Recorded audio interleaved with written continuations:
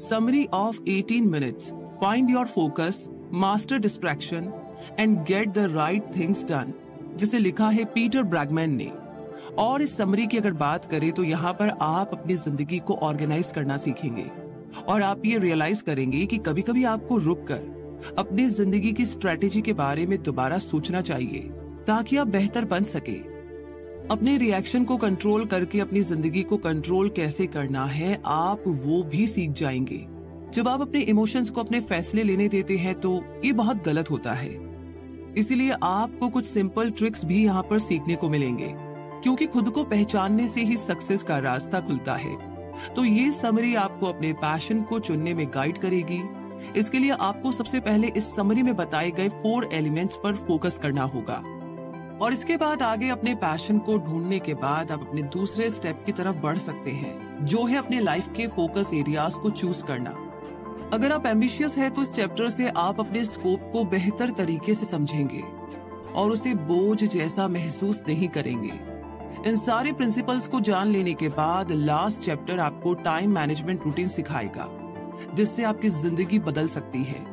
तो क्या आप अपनी लाइफ को 18 मिनट्स में चेंज करने के लिए तैयार हैं? अगर आपका जवाब हाँ है तो चलिए इस जर्नी को शुरू करते हैं और सबसे पहले बात करते हैं आगे बढ़ने की होड़ को कम करना।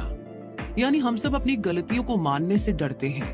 कुछ लोग जब किसी प्रोजेक्ट को शुरू करते हैं तो फुल स्पीड में काम करते हैं।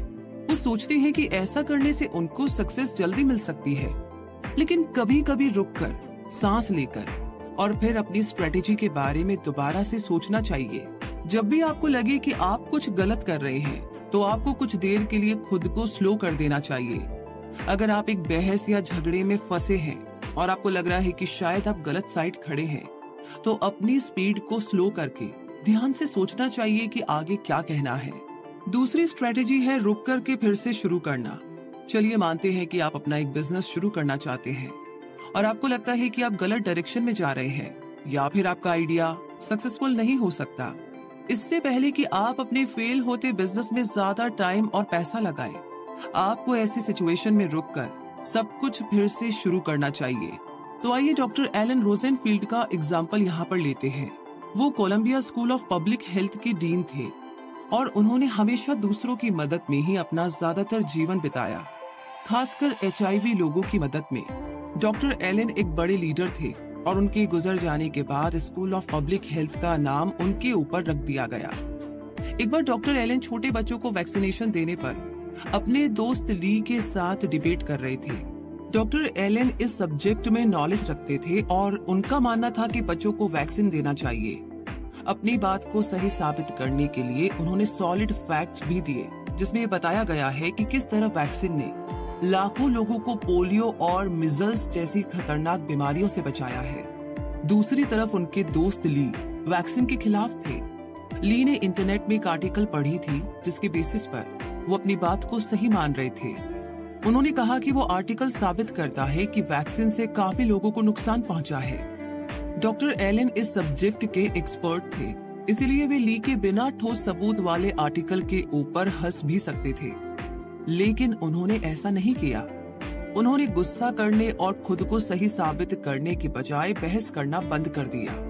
थोड़ा स्लो हुए और थोड़ी देर सोचा। फिर डॉक्टर एलन ने ली से कहा कि उन्होंने उस आर्टिकल को नहीं पढ़ा है और उसे पढ़ने के बाद ही वो अपना फीडबैक देंगे। तो ठीक इसी तरीके से काफी लोग ये सोचते हैं कि अगर वो अपनी गलती मानेंगे तो वो अपना सम्मान, पोजीशन और पावर खो देंगे, लेकिन सच्चाई इसकी ठीक उल्टी है। पूरी दुनिया के सामने अपनी गलती को मानना एक स्ट्रॉन्ग और मजबूत शख्स होने की निशानी है। इसलिए अगर आपकी कोई बात या फिर कोई काम नहीं बन रहा हो तो उसे खत्म करके कुछ और नया शुरू करने में कोई गलत बात नहीं है। अपनी जिद में अपने फ्यूचर के मौकों को मत खोइए। ऐसी सोच जो आपको रोके रखे उसे छोड़ देनी चाहिए। यही सक्सेस पाने और आगे बढ़ने का रास्ता है। और इस आगे बढ़ने के रास्ते में सवाल है कि आपको कहाँ पहुँचना है। मतलब ये कि आपको याद है आपके स्कूल के मैथ्स टीचर को आप पसंद नहीं करते थे और उनकी ही वजह से आप मैथ्स में फेल हो गए थे और शायद डिग्री भी नहीं ले पाए थे। बहुत सारे लोग ऐसे ही जाल में फंस जाते हैं क्योंकि हम बाहर के फैक्टर्स को हमारी प्रेजेंट सिचुएशन के नतीजों पर हावी होने देते हैं। अपने फैसलों के बारे में बात करें तो हमें लगता है कि हमारी लाइफ का कंट्रोल हमारे हाथ में है, पर आप गलत हैं। अक्सर किसी ट्रिगर पर जब आप बिना सोचे झट से रिएक्ट करते हैं तो उसकी वजह से आप इन नतीजों पर पहुंचते हैं। एग्जाम्पल के लिए आपके मैथ्स टीचर जिन्होंने आपको कम मार्क्स देने का डिसीजन लिया, तो यहाँ पर आपको अपना फोकस बदलना होगा। लाइफ के ट्रिगर को हमारे नतीजों यानी कि हमारे रिजल्ट को कंट्रोल करने देने के बजाय आपको खुद ही अपने रिजल्ट को कंट्रोल करना होगा। और आप ऐसा तभी कर पाएंगे जब आप ये सोच लेंगे कि आपको क्या नतीजा चाहिए, क्या रिजल्ट चाहिए।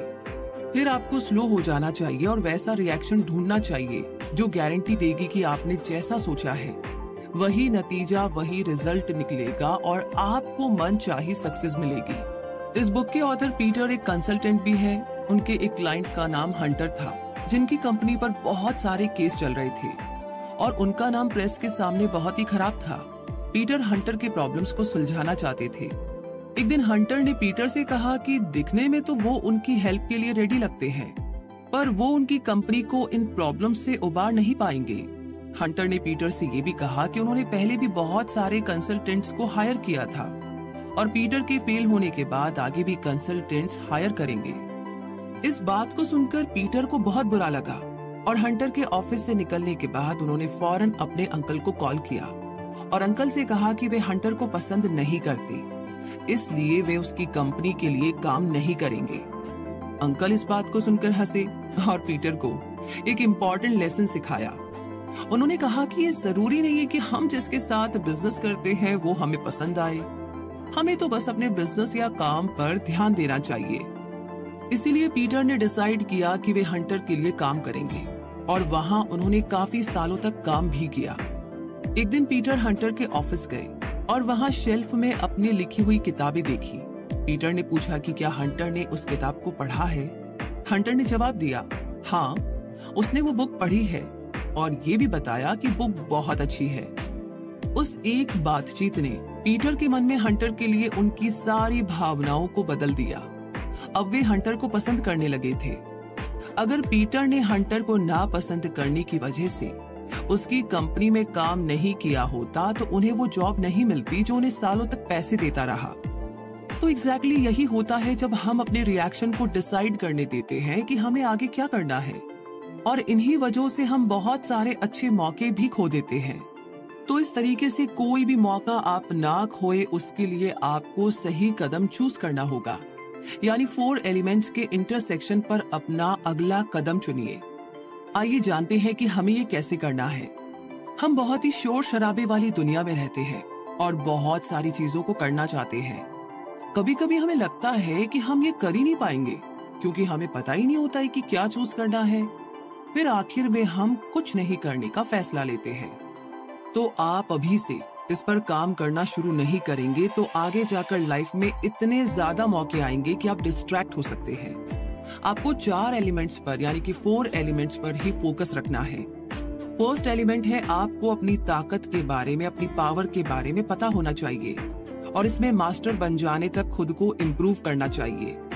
जब आप उस बात पर अपना फोकस रखते हैं जिसमें आप बेस्ट हैं, तो आपके जीतने के ज्यादा चांस होते हैं। सेकंड एलिमेंट है कि अपनी कमजोरियों से भागिए मत, बल्कि उसे अपनाइए, एक्सेप्ट कीजिए। इस कमजोरी से फायदा उठाने की कोशिश कीजिए। अगर लोगों को पता चलेगा कि आपको अपनी कमजोरियों से कोई तकलीफ नहीं है तो आपको कोई हरा नहीं पाएगा। थर्ड एलिमेंट आता है कि अगर आप में कुछ बात है जो सबसे यूनिक, सबसे अलग है, तो उसे चेंज ना करें। दुनिया से अलग और डिफरेंट होना बड़ी बात होती है। जब आप वही करते हैं जिसे पूरी दुनिया फॉलो कर रही है तो आप कंपटीशन में शायद ही जीत पाएंगे।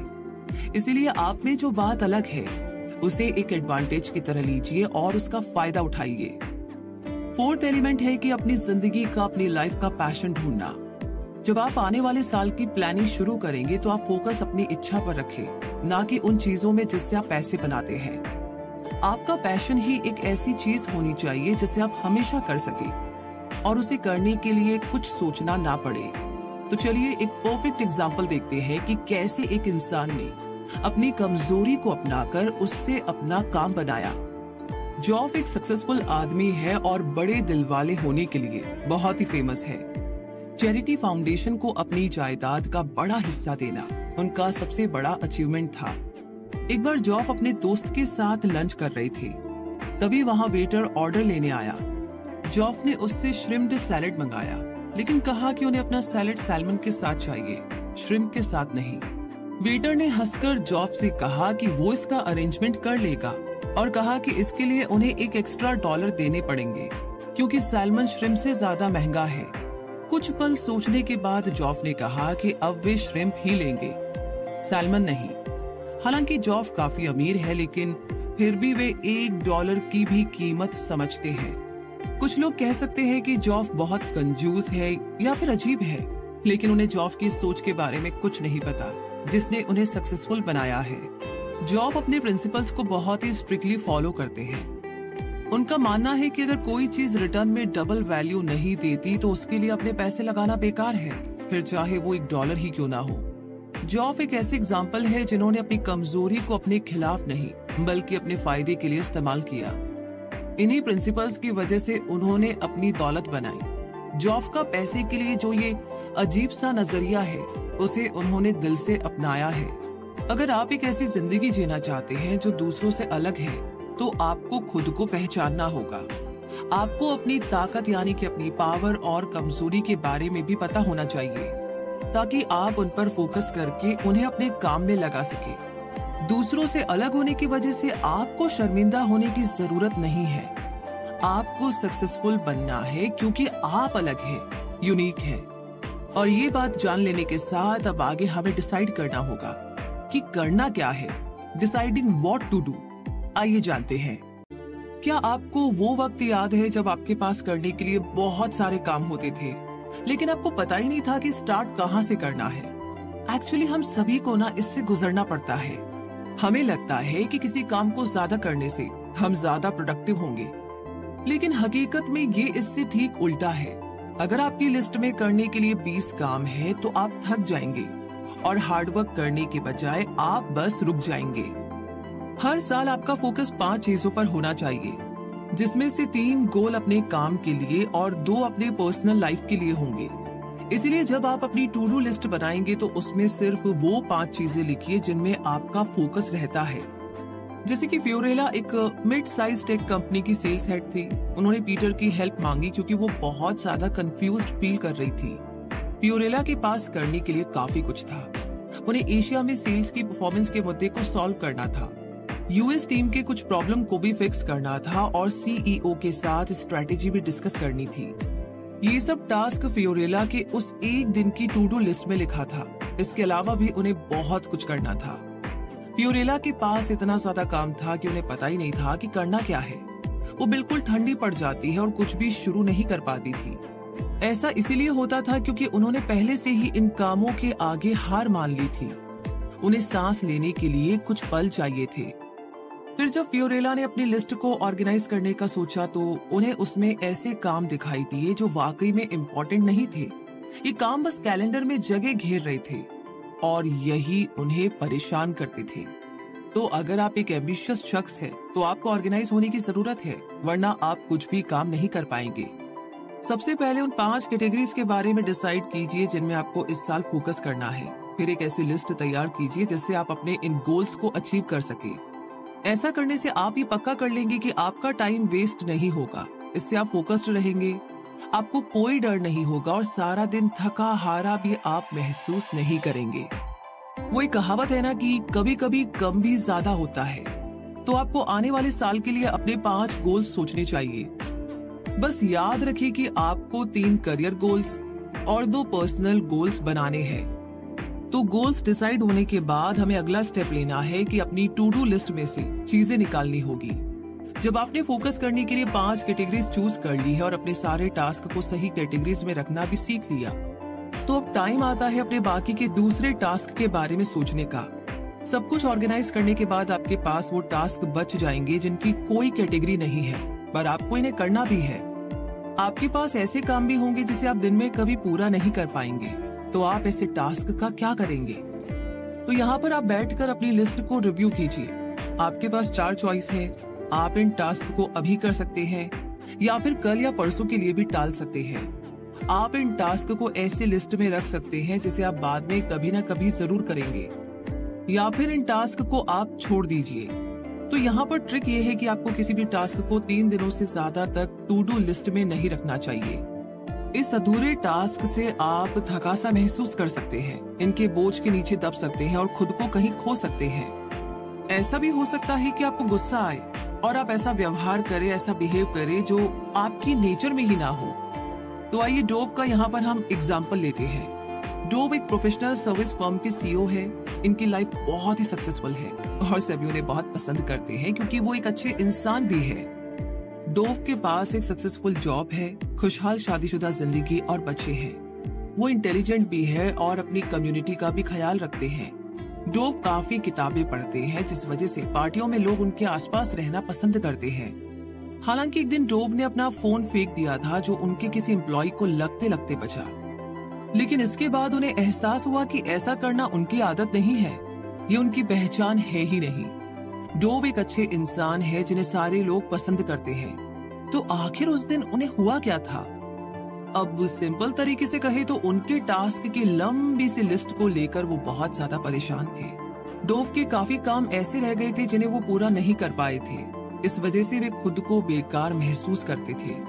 उनके पास जो भी अचीवमेंट थे उन्हें लेकर वे बिल्कुल भी खुश नहीं थे। उन्हें लगता था कि वे और भी बहुत कुछ कर सकते हैं।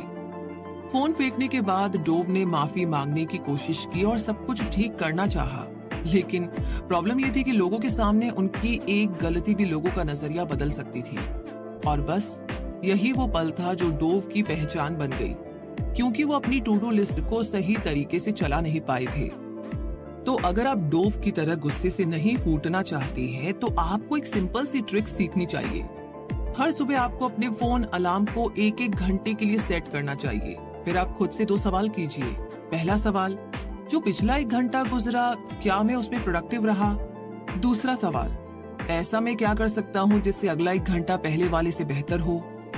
तो ऐसा करने से आपका फोकस अभी के टास्क पर टिका रहेगा और लिस्ट के बाकी टास्क आपको बेचैन नहीं करेंगे।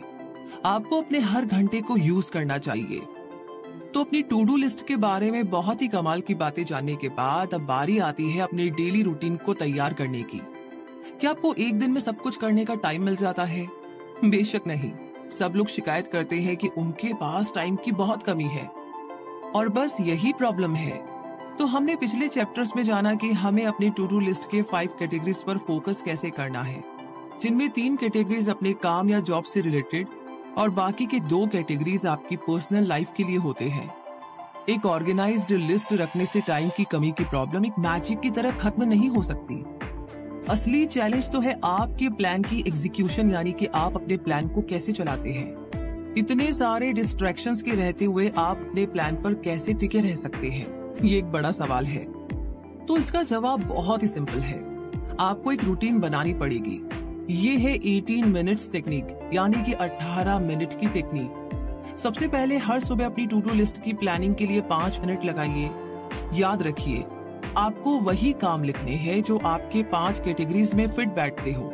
फिर हर घंटे आपको 1 मिनट के लिए अपनी प्रोडक्टिविटी चेक करनी चाहिए और देखना चाहिए कि आप कैसे और इम्प्रूव कर सकते हैं। सबसे लास्ट स्टेप आता है कि हर रोज दिन के आखिर में 5 मिनट के लिए ये रिव्यू करना कि आपका दिन कैसे बीता।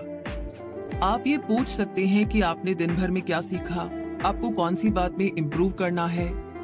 जैसे कि जैक लालान एक फिटनेस गुरु थे। वो लोगों से भरी नावों के साथ खुद को बांधकर 1 माइल तक स्विम करके इन नावों को खींचने के लिए फेमस थे। वैसे ऐसा करना काफी यूनिक है, जिसके लिए काफी ज्यादा पावर चाहिए। जैक का शो टीवी पर आता था और ये शो अमेरिका के टीवी पर चलने वाली सबसे लंबी फिटनेस शो थी। ये 34 सालों तक चली थी। लोगों को ये नहीं पता था कि जैक एक टीवी सेलिब्रिटी से बढ़कर थे। उन्होंने बहुत सारी एक्सरसाइज मशीन बनाई जो कि पूरी दुनिया में मशहूर थी। इनमें से एक था वेट सिलेक्टर्स मशीन, जो हेल्थ क्लब में यूज होता था।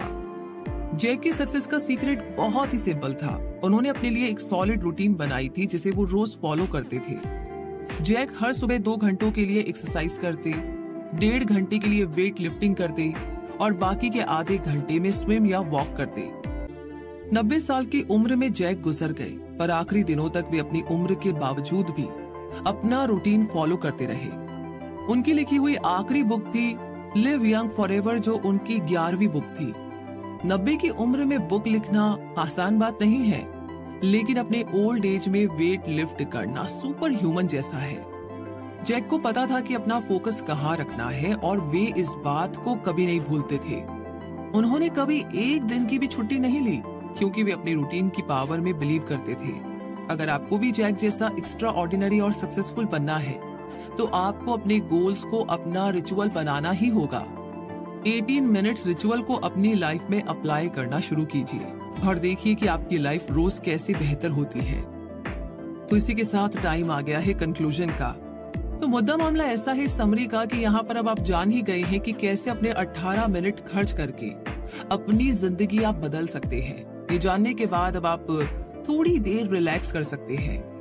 आपको जो भी बातें रोक कर रखती है, आपको उन्हें छोड़ना होगा। खुद की गलतियों को मानना कमजोरी नहीं है, बल्कि ये एक स्टेप है जिससे आप बेहतर सोचेंगे और अच्छा काम करेंगे। आपने ये भी सीखा कि अपने रिएक्शन को कैसे कंट्रोल करना है, ताकि आप अपनी जिंदगी को कंट्रोल कर सके। ये हमेशा आपके इमोशंस पर डिपेंड नहीं करता। आपको अपने फैसलों के बारे में स्मार्ट होना जरूरी है, और भले ही कितना मुश्किल ही क्यों ना हो, आपको हमेशा सही स्टेप लेना चाहिए। अपनी लाइफ को बदलने के लिए आपको 4 एलिमेंट्स पर फोकस रखना होगा। ये एलिमेंट्स है आपकी ताकत, कमजोरी, आपके डिफरेंसेस और लाइफ के पैशन। इस समरी में आपने हर साल अपनी जिंदगी के 5 एरिया को कवर करने के लिए अपने गोल्स को कम करना सीखा। अगर आप 5 से ज्यादा कैटेगरीज पर फोकस करते हैं, तो आप गुम हो जाएंगे, खो जाएंगे, क्योंकि आप सबको एक साथ हैंडल नहीं कर सकते। आपने 18 मिनट की रूटीन भी सीखी, जो आपको फोकस करने में हेल्प कर सकती है और आपके डिस्ट्रैक्शंस को भी हटाती है। इस रूटीन को फॉलो करने के लिए आपको रोज सुबह 5 मिनट अपनी प्लानिंग में लगानी चाहिए। फिर आपको हर घंटे 1 मिनट के लिए अपनी प्रोडक्टिविटी को चेक करना चाहिए, और दिन खत्म होने पर 5 मिनट अपने पूरे दिन का रिव्यू करना चाहिए। इस रिचुअल को रोज फॉलो करके आप अपनी सक्सेस के लिए एक स्ट्रॉन्ग फाउंडेशन बना सकते हैं। तो इंतजार किस बात का? 18 मिनट यानी कि 18 मिनट टेक्निक को यूज करके आप अपने गोल्स को हासिल कर सकते हैं। आप ऐसी डेली रूटीन बनाइए जो विनर्स के लिए बनी है, और इस बारे में तो आपने जान ही लिया है।